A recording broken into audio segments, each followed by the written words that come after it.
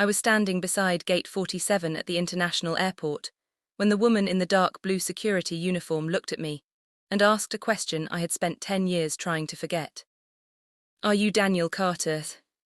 I remember looking behind me for a second, almost expecting there to be another person with my name standing there. But there was no one else. Just the sound of rolling suitcases, airport announcements echoing above the crowd, and the quiet hum of people moving through a place where thousands of stories begin and end every day. "Yes," I finally said. She held a small folder against her chest and studied my face carefully. "My name is Elena Brooks. I work with airport security investigations. We found something from a night 10 years ago, something that may change the way your family remembers what happened." For a moment, I couldn't breathe properly. Because there was only one night she could have been talking about. The night everyone decided I had abandoned my family. The night my mother stopped answering my calls. The night my younger brother told relatives I had chosen money over the people who raised me. The night my entire family created a version of me that was easier to hate than to understand. But this story does not start here. Welcome back to Revenge Cold Stories. Drop your first name and your city in the comments and subscribe before we go any further. My name is Daniel Carter, and when this story began I was 28 years old. Today I am 38. People often think revenge stories are about a person getting even. They imagine shouting matches, dramatic confrontations, and someone finally saying the perfect words that destroy the people who hurt them. But real life rarely works like that. Sometimes justice arrives quietly. Sometimes the truth does not enter a room by breaking down the door. Sometimes it simply walks in, sits down, and lets everyone realize they were wrong. I grew up in a small town outside Columbus, Ohio, in a family that valued stability more than ambition. My father, Richard Carter, was 56 when this story reached its turning point. He worked as an electrical supervisor at a manufacturing plant for 31 years. He believed in showing up every day, keeping your head down, paying your bills, and never depending on anyone. My mother, Susan Carter, was 54. She worked as a school secretary for 22 years. She was the kind of person who remembered every child's birthday in her office, but sometimes forgot that her own children had grown into adults with dreams she didn't understand. My younger brother Michael was 25 when everything happened. Michael was different from me. He was confident in ways I was. He could walk into a room full of strangers and immediately make friends. He was funny, social, and comfortable being exactly who he was. I was the quiet one. The one who stayed late reading. The one who took apart old computers just to understand how they worked. The one my father used to call the dreamer. He never meant it as a compliment. When I was 12 years old, I built my first computer from used parts I bought from a local repair shop. It took me 3 months because I saved every dollar I earned from mowing lawns. The computer cost me $184. I remember carrying it downstairs and showing my father. He looked at the machine, looked at me and smiled. Not proudly. Almost sympathetically. "Daniel," he said, "that's nice. But you know computers aren't a real career, right? You need something you can actually depend on." That sentence stayed with me. Not because he was trying to hurt me. That was the complicated part. My father genuinely believed he was protecting me. In his world, success meant a steady paycheck, a house you could afford, and a retirement plan. Anything uncertain looked dangerous. My world was different. I saw technology changing everything. I saw opportunities where he saw risks. And that difference slowly became the invisible wall between us. When I was 18, I received a scholarship to study computer science at Ohio State University. The scholarship covered $18,500 per year. My parents were proud, but they were also confused. My father asked me one night at dinner, "So what exactly happens after you graduate? You sit behind a screen all day." I laughed because I thought he was joking. He was. During college, I built software projects for small businesses. By my senior year, I had created 14 applications, earned $42,700 from freelance work, and helped a local company reduce their inventory mistakes by 63%. Those numbers mattered to me because they proved something. I wasn't just dreaming. I was building. But my family rarely saw those things. They saw the late nights. They saw me turning down vacations. They saw me missing some family dinners because I was working. And slowly, the story they created was that I thought I was better than them. That was never true. I never wanted to escape my family. I wanted to create something they could be proud of. After college, I moved to California because I received a job offer from a technology startup. The salary was $92,000. At 22 years old, it felt impossible. My first apartment was a 480 square foot studio. The elevator barely worked. The kitchen had one cabinet door that never closed properly. But I loved that place. Because every morning when I woke up, I knew I was building the life I imagined. Over the next 6 years, my career changed faster than I expected. I became a lead engineer. I managed a team of 17 people. I helped develop a platform that grew from 50,000 users to more than 4.2 million users. My annual income reached $238,000. My company offered me stock options worth approximately $740,000. From the outside, people probably thought I had everything. But success creates a strange distance. The more I achieved, the less my family believed they understood me. My mother would say things like, "You're always busy now." My father would say, "Money changes people." And every time he said that, I felt like he was talking about someone else. Because I was still the same person who called every Sunday. The same person who sent my parents $500 every month when they needed help repairing their roof. The same person who paid $3,800 for Michael's certification course when he wanted to change careers. But people often remember what hurts them more than what helps them. And that became important later. Because one night changed everything. It was my parents' 30th wedding anniversary. I had planned to fly home. I had arranged a surprise dinner at a restaurant my mother loved. I had purchased a gift for my father, a restored vintage watch from 1987, the year he started working at the factory. It cost me $6,400.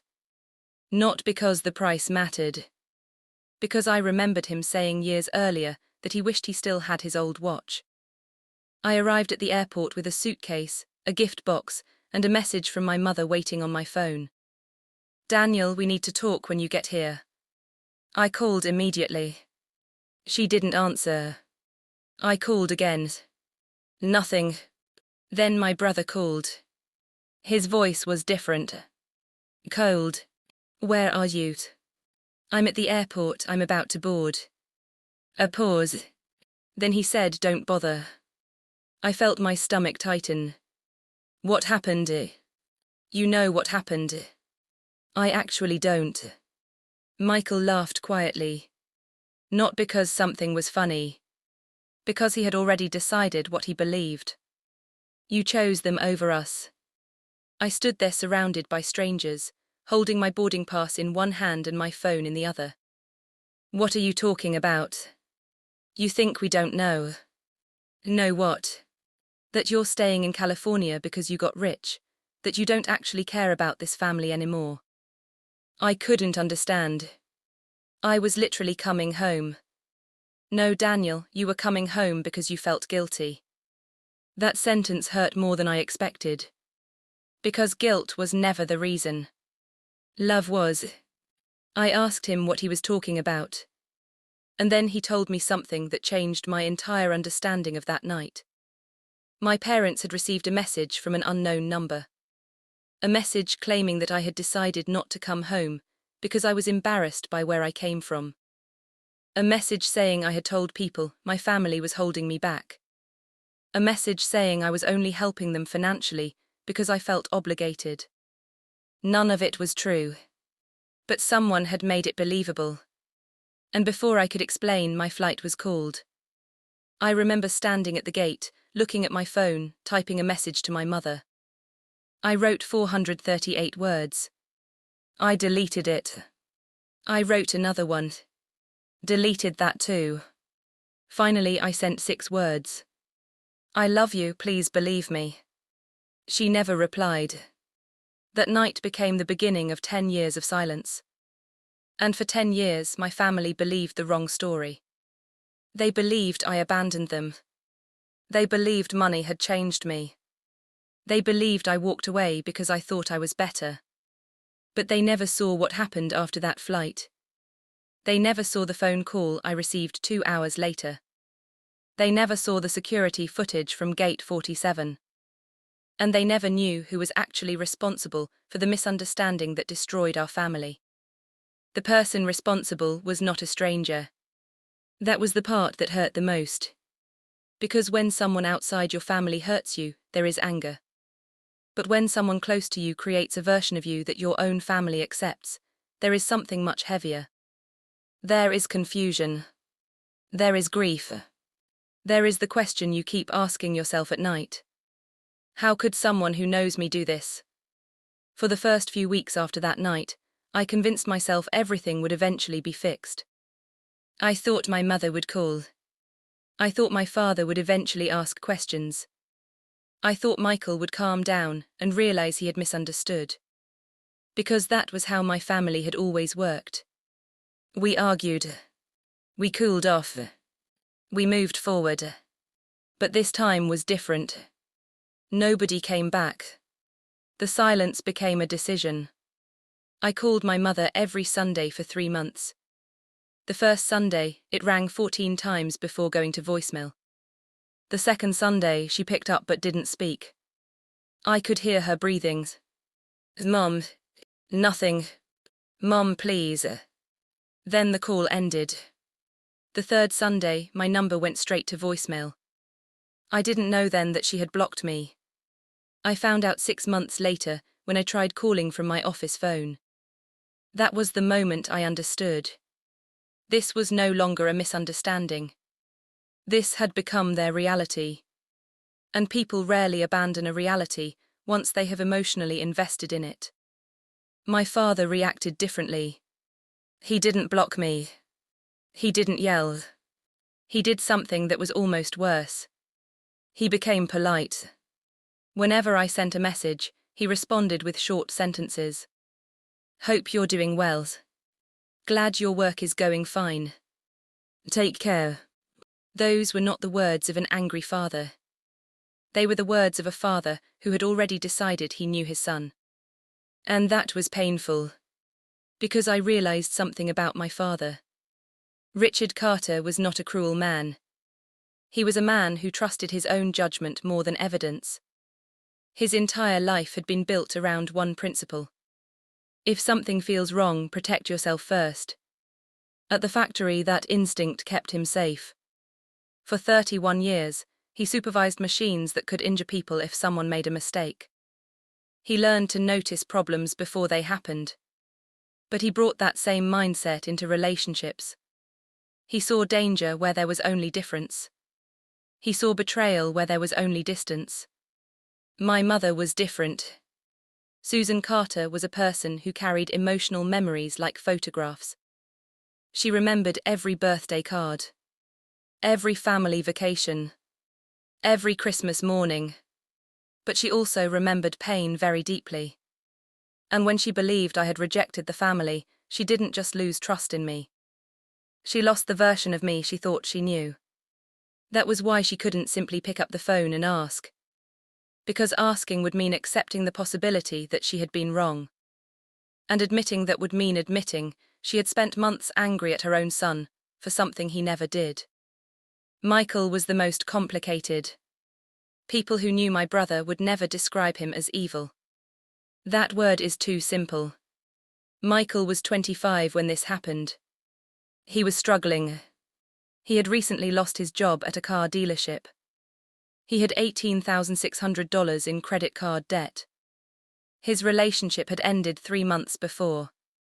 And while everyone looked at me as the successful one, Michael felt like he was standing in my shadow. I never wanted him to feel that way. But feelings do not always need permission from reality. They simply appear. Michael had spent years hearing people say things like, "Daniel is going places. Daniel is the smart one. Daniel always had a plan." Those comments were never meant to hurt him. But they built something inside him. A quiet belief that no matter what he did, he would always be compared to me. And when the message appeared that night, telling him I was ashamed of the family, he believed it because it matched a fear he already carried. That is the dangerous thing about lies. The strongest lies are not completely invented. They attach themselves to something someone already fears. For almost 2 years after that night, I stopped trying. Not because I stopped loving my family. Because I finally understood that love cannot force someone to listen. I focused on my work. I became director of engineering at my company at age 31. I led 64 employees. The product division I managed generated $18.7 million in annual revenue. My company was acquired 3 years later, and my stock options became worth approximately $3.2 million. People around me congratulated me. They told me I had made it. But success feels strange when there are people you wish you could call. I remember sitting alone in my apartment after the acquisition announcement. There were hundreds of messages on my phone. Investors, co-workers, friends. But there was one conversation I wanted. A conversation with my father. I wanted to hear him say, "I was wrong." Not because I wanted to win. Because I wanted my father back. That distinction matters. A lot of people think the opposite of love is hate. It is. Sometimes the opposite of love is accepting that someone may never understand you. Years passed. 5 years. 7 years. 10 years. During that time, I heard small pieces of my family's life through relatives. My mother retired from the school district after 27 years. My father developed arthritis in his hands. Michael eventually started a small auto repair business. He became successful in his own way.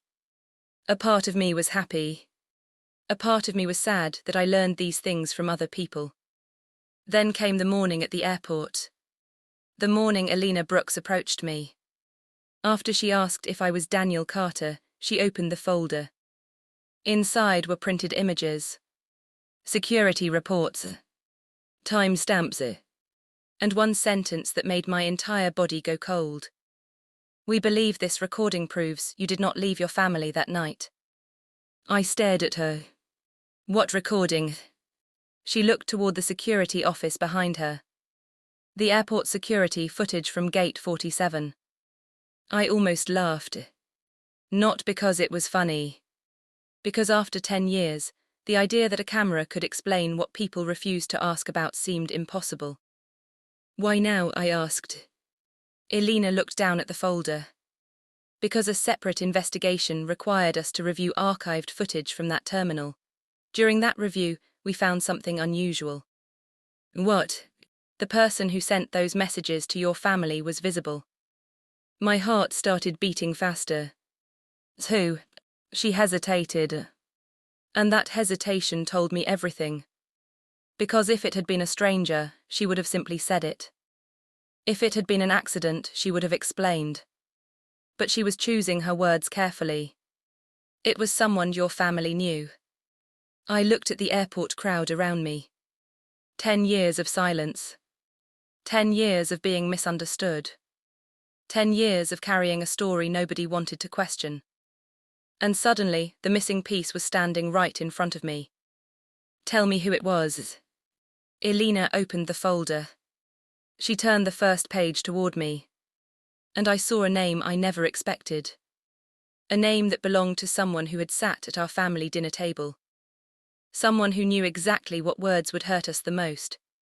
Someone who understood my family better than almost anyone. It was my father's closest friend. Thomas Reed. Thomas Reed. For a few seconds, I thought my mind had misunderstood what I was seeing. Because Thomas was not some random person who had appeared in our lives. He was part of our family history. He was the man who helped my father rebuild our garage after a storm damaged it when I was 14. He was the person who came to my high school graduation. He was the person who sat at our kitchen table drinking coffee with my father every Saturday morning for almost 20 years. He was 61 years old when Alina showed me the footage. And the strange thing was, I had never considered him someone who disliked me. That was what made it harder. Alina noticed my reaction. "You know him?" I nodded slowly. "Yes. Can you explain why he would send those messages?" I looked back at the image. A grainy airport security still. Thomas standing near a public charging station. His phone in his hand. The timestamp showed 8:42 p.m. 10 years earlier. The exact night everything collapsed. "I don't know," I said. But the truth was, maybe I did know a little. Not the details. Not the reason. But I knew something about Thomas. I knew how he thought. Thomas Reed was a man who valued loyalty above almost everything. He grew up in a generation where people believed family meant staying close, staying humble, and never changing too much. He worked at the same factory as my father for 28 years. He never wanted a different life. And he respected people who were satisfied with what they had. The problem was, he misunderstood ambition. To Thomas, leaving meant abandoning. Growing meant forgetting. Changing meant rejecting where you came from. And my entire life represented everything he feared. I represented change. I represented a person leaving the town, but not wanting to leave the people. Thomas did not understand that difference. But there was something else. Something Alina had not explained yet. "Why would you only find this now?" I asked. She closed the folder. "Because the footage was not originally connected to your family dispute." "What was it connected to?" "A security audit." She paused. 10 years ago, someone reported suspicious activity involving identity manipulation and harassment through digital messages. The case was never connected to you because nobody knew the messages affected your family. I looked at her. "So this was investigated?" "Yes, and nobody told me. Because your name was not part of the original report." That sentence stayed with me. Because it reminded me of something important. The truth can exist. Evidence can exist. And sometimes people still never find it. Not because it was hidden. Because nobody knew where to look. Alina continued. "The footage shows Thomas entering the airport at 7:58 p.m. He waited near the arrivals area. At 8:37 p.m. he sent several messages from his phone. At 8:42 p.m. he called your brother." My chest tightened. "What did he say?" "We don't have audio from the call." She turned another page. "But we do have the messages." She handed me copies. I read the first one. "Daniel is not coming home because he thinks he is better than us." My hands became cold. The second one. "He only helps because he feels guilty." The third one. "He chose money a long time ago, you just didn't want to see it." I stared at those words. Not because they were convincing. Because they were cruelly accurate to the fears my family already carried. Thomas had not created a new story. He had taken pieces of insecurity and arranged them into a weapon. I asked the question I had avoided for 10 years. "Why?" Alina looked at me. "We believe he thought he was protecting your parents." I almost laughed. Protecting them. That was the word.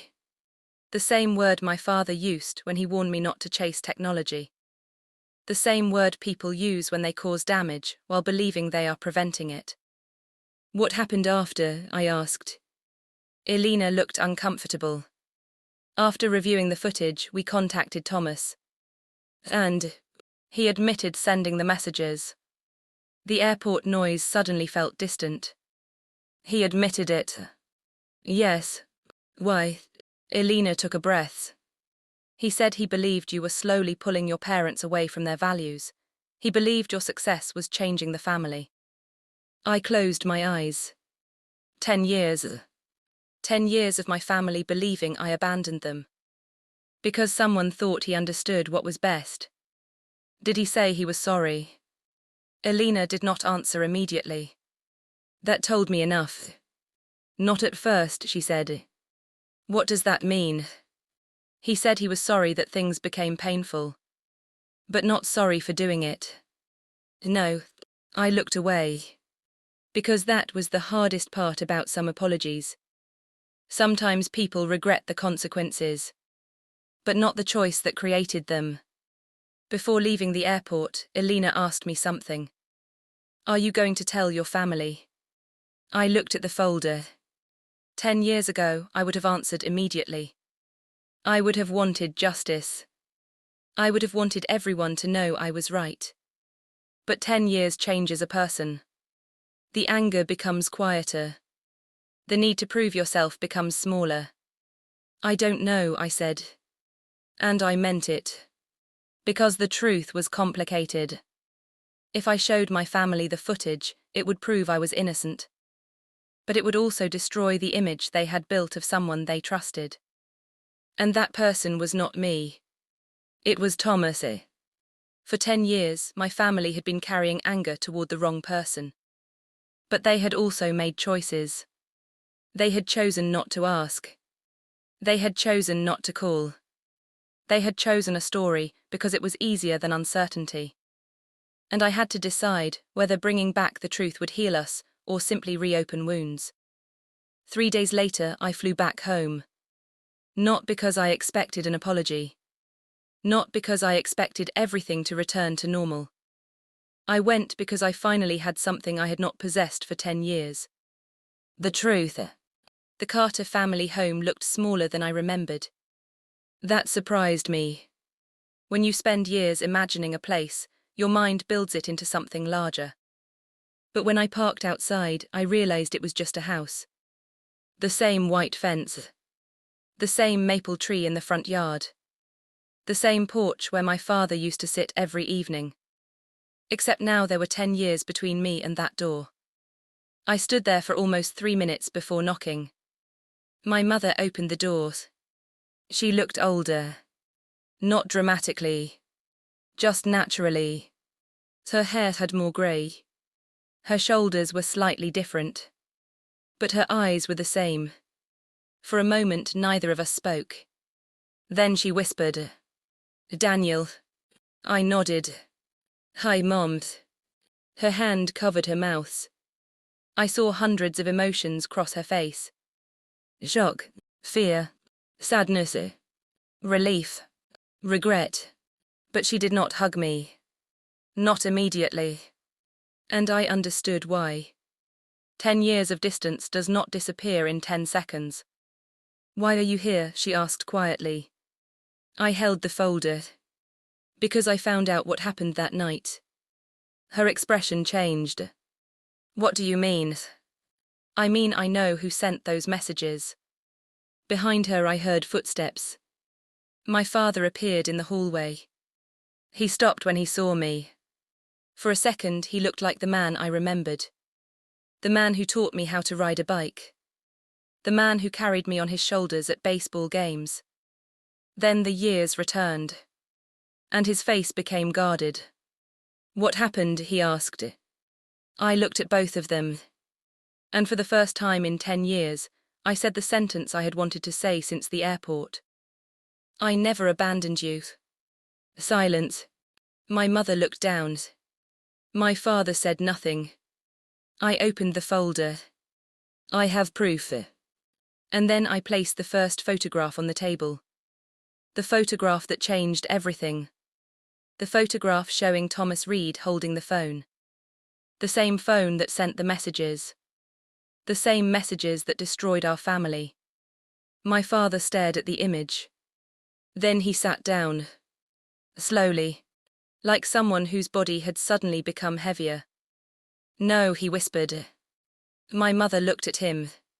Richard. He didn't answer. He just kept looking. Because somewhere deep inside, I think he knew. Not the details. Not the evidence. But the possibility. The possibility that for 10 years, the person he trusted most had been wrong. And the son he stopped believing in had been telling the truth all along. My father stared at that photograph for almost a full minute. I remember that moment clearly because nobody moved. The clock above the kitchen doorway continued ticking. The refrigerator made the same low humming sound it had made when I was a child. Outside, a car passed by slowly. The world continued as if nothing had changed. But inside that kitchen, everything was shifting. My father finally looked up. "Where did you get this?" His voice was not angry. It was smaller than that. It was the voice of someone trying to understand something that did not fit into the story he had lived with for 10 years. I answered honestly. Airport security found old footage during an investigation. My mother looked at the papers. "Daniel." She stopped. I think she wanted to say many things. Maybe she wanted to apologize. Maybe she wanted to explain. Maybe she wanted to ask why I stopped trying. But sometimes the weight of 10 years creates a silence that words cannot immediately cross. My father picked up the next page. The messages. The exact messages Thomas had sent. He read them slowly. His eyes moved from one line to another. Then he put the paper down. He said these things. Yes. My father leaned back in his chair. And for the first time, I saw something I had never seen before. My father looked uncertain. Not angry. Not defensive. Uncertain. Because Richard Carter had spent his entire life believing he could judge situations correctly. At work, that ability made him valuable. At home, it became a weakness. Because he had trusted his instincts over my words. And now his instincts had led him somewhere painful. "I remember that night," he said quietly. I looked at him. "What do you remember?"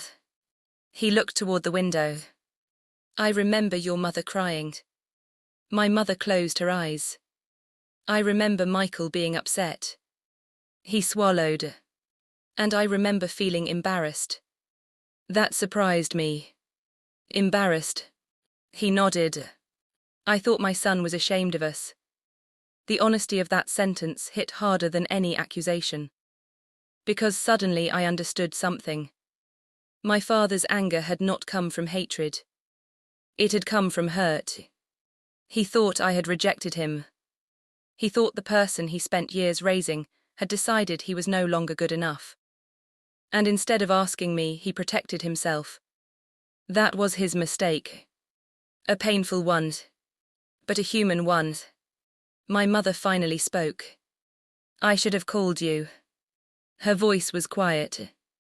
I looked at her. She was crying now. Not dramatically. Not loudly. Just tears falling while she sat completely still.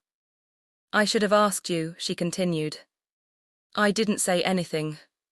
Because there was nothing I could say that would make those 10 years disappear. "I knew your voice," she said. A tear fell onto the table. "I knew when you were upset. I knew when you were pretending everything was okay. I knew you better than anyone." She looked at me. And I still believed a message from a stranger before I believed my own son. That sentence stayed with me. Because it was the first time someone in my family acknowledged the real wound. The problem was never just that they believed a lie. The problem was that they stopped looking for the truth. A few minutes later, my brother Michael arrived. My father had called him. When Michael walked into the kitchen and saw me, he froze. He looked exactly like I remembered, and completely different at the same time. 10 years changes people. He was no longer the 25-year-old who felt lost and angry. He was 35. He had a wife, a daughter, a business with 11 employees. He had built something. But when he looked at me, I saw the younger version of him, The brother who used to steal fries from my plate. The brother who slept on my bedroom floor during thunderstorms because he was scared of lightning. The brother who once told me I was his hero. Before everything changed. "What's going on?" he asked. Nobody answered. My father pushed the papers toward him. Michael looked confused. Then he started reading. I watched his face change. Confusion. Recognition. Shock. Then something I was not expecting. Shame. Thomas. He said the name quietly. I nodded. Michael sat down. He told me he was trying to protect us. Nobody spoke. He came over 2 days before that. My mother looked at him. What? Michael looked uncomfortable. He said he had been worried about you for months. I listened carefully.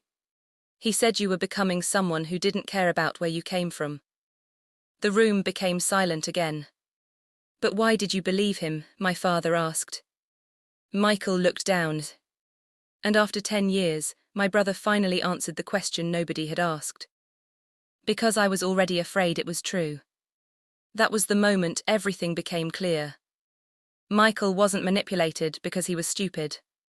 He was manipulated because part of him was already scared. I thought you were embarrassed by us, he said. I looked at him. Michael, I paid for your certification because I believed in you. I know. I helped you because you're my brother. I know. Then why? His eyes filled with tears. Because sometimes when someone is successful, you start thinking every nice thing they do has a reason. That was a painful thing to hear. Because it showed me how far apart we had become. Not because we stopped loving each other.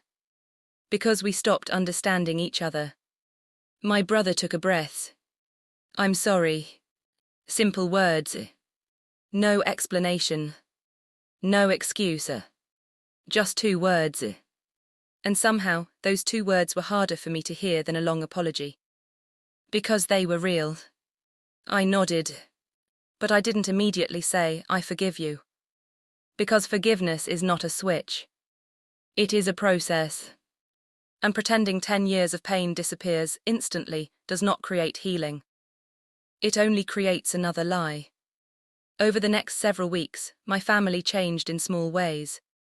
Not dramatic ways.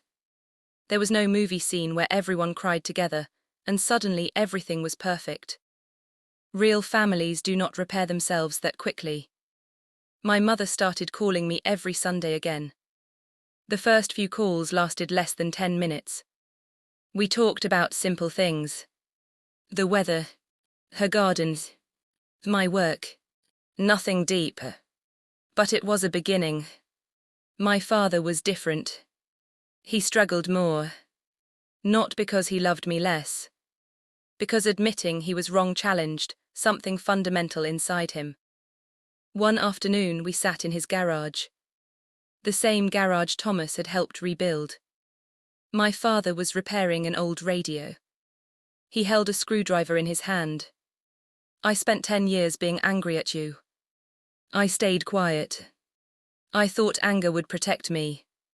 He looked at the radio. But it just kept me away from my son. That was probably the closest my father ever came to saying he was sorry. And for him it was enormous. Michael's reaction was the most complicated. He confronted Thomas. I was not there. I only heard about it afterward. According to Michael, Thomas did not become defensive. He admitted what he did. But even then, he explained it differently. He said, I thought I was saving your family. That sentence told me everything. Because Thomas still saw himself as the person who prevented a disaster. He could understand that his actions caused pain. But he struggled to accept that his intentions did not erase the damage. That is something many people never learn. A good intention does not automatically create a good result. The world is full of people who hurt others while believing they are helping. The difference between wisdom and arrogance is knowing that your perspective is not the entire truth. 6 months after that conversation, something unexpected happened. I received an invitation. Not from my family. From a technology conference in Chicago.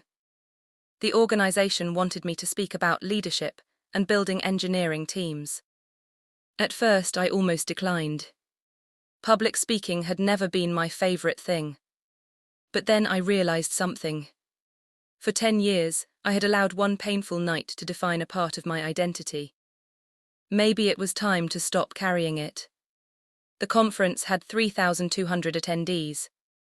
I stood on the stage and looked out at the audience. Executives, students, developers, entrepreneurs, people who had no idea about my family story. They only knew me as someone who had built successful products, someone who had led teams, someone who had achieved things. But standing there, I realized the biggest lesson of my life had nothing to do with technology. It had nothing to do with money. It had nothing to do with success. It was about systems. Because families have systems too. Companies have systems. Communities have systems. And systems are rarely changed by one single event.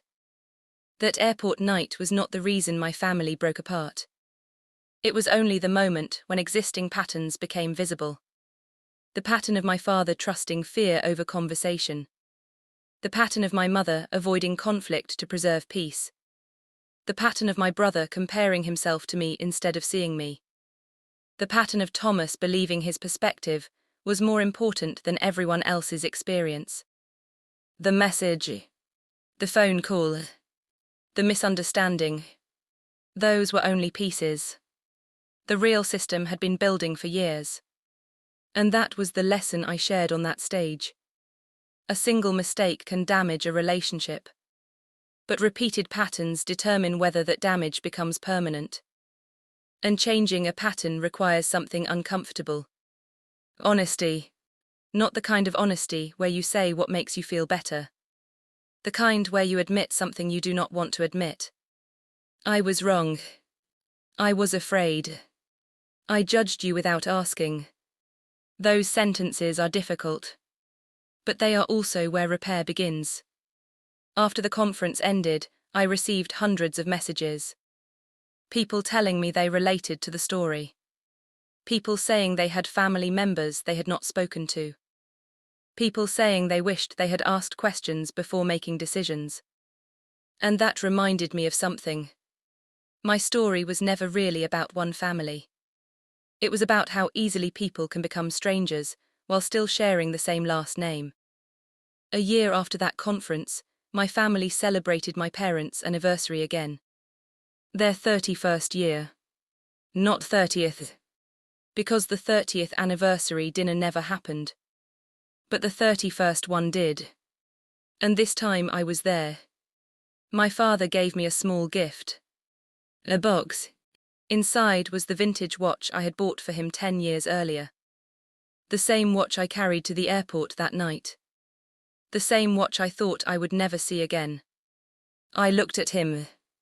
How did you get this? He smiled sadly. Your mother kept it. I looked at my mother. She shrugged. I always knew someday I wanted to give it back. I held the watch in my hand. And I realized something. The watch was never really about time. It was about everything we lose when we stop talking. 10 years. A decade. A period of life we could never recover. But we could choose what happened next. And that was enough. Because sometimes revenge is not watching people suffer. Sometimes revenge is becoming someone they can no longer misunderstand. Someone who does not need to scream to be heard. Someone who does not need to prove their worth because their life already proves it. The airport camera did not save my family. The truth did. But the truth only worked because eventually people were willing to face it. And that is the part many people forget. Evidence can reveal what happened. But humility decides what happens afterward. Tell me in the comments. I used to think that once the truth came out, everything would automatically return to the way it was before. I was wrong. The truth can open a door, but people still have to choose whether they want to walk through it. And that was something I learned during the months after my family reunited. Because rebuilding a relationship is not like repairing a broken machine. A machine does not remember the years it was damaged. People do. My mother still had moments where she became quiet whenever we talked about the past. My father still struggled with certain conversations. Michael still carried guilt that he did not know how to put down. And I still had moments where an old memory would return unexpectedly. A song, a place, a sentence. Something small would remind me of that airport. That gate. That feeling of standing alone while everyone I loved believed the worst version of me. Healing did not erase that memory. It changed the meaning of it. For years,